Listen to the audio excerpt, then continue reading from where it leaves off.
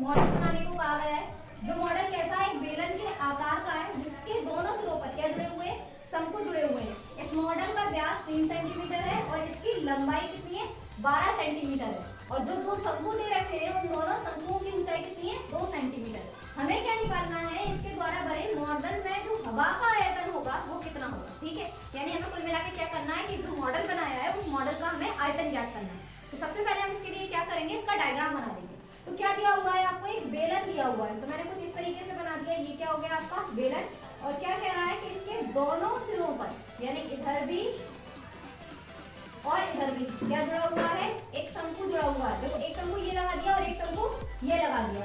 इसके बाद क्या बोल रहा है कि जो इसकी टोटल लंबाई है पूरे खिलौने की, इस पूरे मॉडल की जो लंबाई है वो कितनी दी हुई है आपको, 12 सेंटीमीटर। ठीक है, और जो इसका व्यास है, व्यास कितना दे रखा है आपको, 3 सेंटीमीटर। व्यास में क्या मतलब होता है कि इसकी पूरी चौड़ाई जो दे रखी है वो कितनी है, 3 सेंटीमीटर। ठीक है, और हमें दिया हुआ है कि जो शंकु की ऊंचाई है यहाँ से यहाँ तक, यानी यहाँ से लेकर यहाँ तक की जो ऊंचाई है वो कितनी है, 2 सेंटीमीटर। तो हमें क्या करना है, सबसे पहले हमें जो दी हुई चीजें हैं हम उसे लिख लेते हैं। ठीक है, तो हमें क्या क्या दे रखा है, देखिए पहली चीज तो दी हुई है, इसमें हमें व्यास दे रखा है। ठीक है, क्या दे रखा है, मॉडल का व्यास, या कह सकते हैं ये मॉडल क्या है, हमारा बेलन और शंकु से जुड़ा हुआ है, तो किसका व्यास हो जाएगा, बेलन का व्यास। ठीक, तो हम इसे कैसे लिख सकते हैं कि बेलन का व्यास कितना दिया हुआ है, बेलन का व्यास, व्यास हमें दिया हुआ है 3 सेंटीमीटर। ठीक है, हमें क्या निकालना होता है, हमें तो भाई त्रिज्या चाहिए होती है, व्यास का कोई काम नहीं होता। तो हम क्या करेंगे, व्यास से क्या निकालेंगे, त्रिज्या। तो यहाँ से निकालेंगे हम बेलन की त्रिज्या।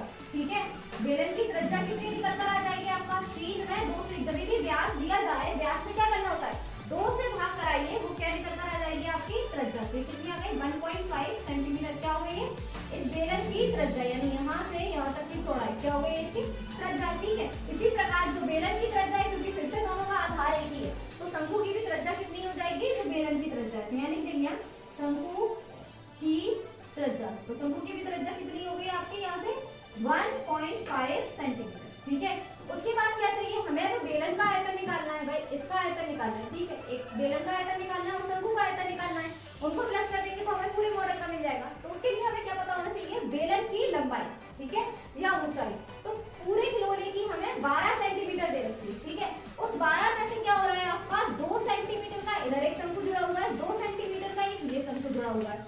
अगर हम पूरे खिलौने की लंबाई में से या पूरे मॉडल की लंबाई में से 2 सेंटीमीटर ये वाले और 2 सेंटीमीटर ये वाले माइनस कर दें तो क्या निकल कर आएगा हमारे पास, बेलन की लंबाई। ठीक है, यानी ये कितना है टोटल 12, और 2 इधर से जुड़कर कितने बन गए आपके 4। तो 12 में से 4 घटाएंगे, कितना बचेगा आपके पास, 8 सेंटीमीटर। यही बचा, ये क्या बन जाएगी आपका, जो बेलन दे रखा है इसकी क्या बन गई है, ऊंचाई या लंबाई। ठीक है, तो इसको कैसे लिखेंगे हम यहाँ पर, बेलन की ऊंचाई, क्या निकालनी है हमें, बेलन की ऊंचाई। तो बेलन की ऊंचाई आप कैसे निकालेंगे, जो टोटल लंबाई है उसमें से शंकु की लंबाई को हटा देंगे। ठीक है, यानी शंकु की ऊंचाई को हटा देंगे, तो हटाने के बाद हमारे पास कितना निकल कर आया, 8 सेंटीमीटर। ये क्या निकल कर आ गई हमारे पास, इस बेलन की ऊंचाई। ठीक है, अब क्या करना है, अब हमें उसका आयतन ज्ञात करना है। उसका आयतन कैसे ज्ञात करेंगे, मैं ये सारी चीजें रख कर देती हूँ। ठीक है, फिर आगे करते हैं। तो हम क्या करेंगे, अब हम इस पूरे मॉडल का आयतन निकालेंगे। ठीक है, तो इसमें हमारे पास क्या क्या चीजें, एक बेलन है और क्या है आपके पास, 2 शंकु। तो सबसे पहले लिखेंगे यहाँ पर मॉडल का आयतन, या मॉडल में हवा का आयतन। ठीक है, कितनी हवा आएगी उसका आयतन। तो ये किसके बराबर हो जाएगा आपके, ये बराबर हो जाएगा, क्योंकि इसमें एक बेलन है तो यहाँ लिखेंगे हम बेलन का आयतन। ठीक है, और क्या लगा हुआ है इसमें, 2 शंकु लगे हुए हैं, तो हम यहाँ क्या लिखेंगे, 2 गुणा क्या है आपके शंकु, तो शंकु का आयतन। ठीक है, 2 शंकु हैं तो उनका क्या लिखेंगे, शंकु का आयतन। अब बेलन का आयतन क्या होता है आपके पास, पाई आर स्क्वायर एच, ये क्या होता है, बेलन का आयतन। ठीक है, प्लस हमारे पास क्या हो रहा है, 2 क्या है शंकु, तो शंकु का आयतन क्या होता है, 1/3 पाई आर स्क्वायर और एच। ठीक है, अब क्या करना है, दोनों की वैल्यूज रख देंगे, दोनों में से पाई कॉमन है, या चाहिए तो आप वैल्यू रख लीजिए। क्या जाएगा, ये पाई की जगह 22/7, इस r की जगह पर क्या रखना है, अभी हमने त्रिज्या कितनी निकाली थी, 1.5। ठीक है, यहाँ क्या लिख लेंगे, 1.5 का स्क्वायर, और ऊंचाई कितनी है, 8 सेंटीमीटर, तो यहाँ पर 8 प्लस 2 गुणा 1/3, पाई का मान 22/7, और r का मान कितना है आपका, फिर से 1.5 तो 1.5 का क्या हो जाएगा यहाँ से स्क्वायर, और h का मान कितना है, शंकु की ऊंचाई कितनी है 2 सेंटीमीटर, तो यहाँ से रख दिया आपका 2। अब इन्हें सॉल्व कर लेंगे। ये वैल्यू क्या है आपके 22/7 गुणा ये 1.5 है, 1.5 का स्क्वायर कराएंगे तो आएगा 2.25 इंटू 8 प्लस 2 इंटू ये क्या आ जाएगा आपका 1/3, ऐसे ही 22/7, ऐसे कुछ नहीं घट रहा। यहाँ पर भी हमने क्या किया 1.5 का स्क्वायर करा दिया तो 2.25 इंटू 2। अब क्या करेंगे ये कैलकुलेशन करा देंगे, ऊपर वालों का सबका मल्टीप्लाई और नीचे वाले से डिवाइड, यानी कि हमने सॉल्व कराया है इन तीनों का मल्टीप्लाई करा दिया और 7 से डिवाइड करा दिया तो हमारा क्या आ गया 56.58। ऐसे ही हमने जब इन सारी वैल्यूज का ऊपर मल्टीप्लाई कराया और नीचे 3 इंटू 7 ये कितना बन गया आपका 21, और जब इससे भाग कराया तो कितना निकल कर आया 9.42। अब क्या करना है हमें इन दोनों को प्लस कर देना है। तो प्लस कैसे करते हैं, पॉइंट के बाद के नंबर पॉइंट के बाद से जुड़ेंगे, आगे वाले साथ।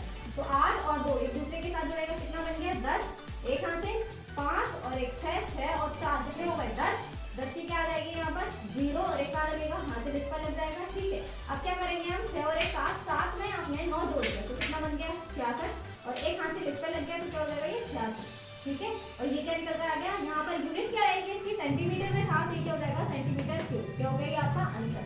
अगर आपको वीडियो पसंद आई हो तो इस वीडियो को लाइक करें।